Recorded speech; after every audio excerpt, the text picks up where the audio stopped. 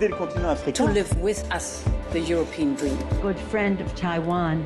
Europe 1, bonjour. Votre revue de presse internationale sur Europe 1, nous sommes d'abord aux États-Unis. Bonjour Alexis Guilleux. Bonjour. Qu'est-ce qui fait la une des journaux américains ce matin ? Eh bien, c'est l'examen de la Cour suprême dans une affaire qui pourrait changer le visage d'Internet. Selon le New York Times, faut-il abroger la section 230 ?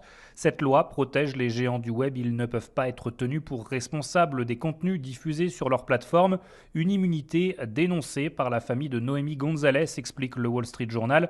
Cette Américaine a été tuée dans les attentats de Paris en 2015 et ses proches considèrent que YouTube a aidé le groupe État islamique. Les algorithmes du site auraient recommandé des vidéos djihadistes à des futurs membres du commando. Le Washington Post note l'extrême prudence des juges de la Cour suprême lors de l'audience. Leur décision pourrait plonger Internet dans le chaos, estime le journal, car si YouTube est reconnu responsable dans ce dossier, c'est tout le système de hiérarchisation et de suggestion de contenu qui serait menacé. Nous sommes maintenant au Mexique avec vous, Gwendolina Duval. Un gros titre ce matin à la une de la presse mexicaine. La condamnation de l'ex-ministre de la Sécurité publique du Mexique, Genaro García Luna, fait toutes les unes. Oui, c'est un narco et il pourrait passer toute sa vie en prison, titrait l'Universal. Celui qui a été le chef de la police du pays en charge de mener la guerre contre les cartels a été déclaré coupable de narcotrafic mardi aux États-Unis. C'est un coup dur pour toute la politique mexicaine, assurait El País. García Luna travaillait à la fois pour le compte du cartel de Sinaloa et dans les plus hauts cercles de pouvoir de l'État.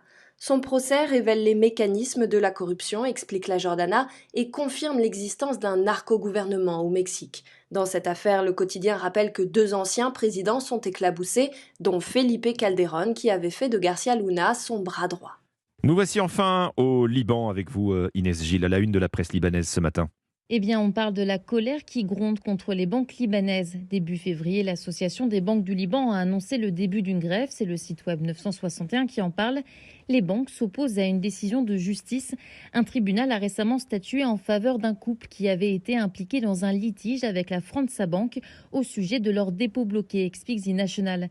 Déjà, en temps normal, les déposants libanais ont un accès très limité à leurs économies, mais depuis plusieurs semaines, à cause de cette grève, les banques sont tout simplement fermées. Un cauchemar pour les Libanais qui ont besoin de liquidités, rapporte The New Arab. Dans ce contexte, plusieurs banques ont été prises d'assaut dans la capitale libanaise. Ces protestations ont éclaté à l'heure où la livre libanaise continue de chuter. La population se paupérise de jour en jour. Merci Inès Gilles, merci à nos correspondants, 6h54.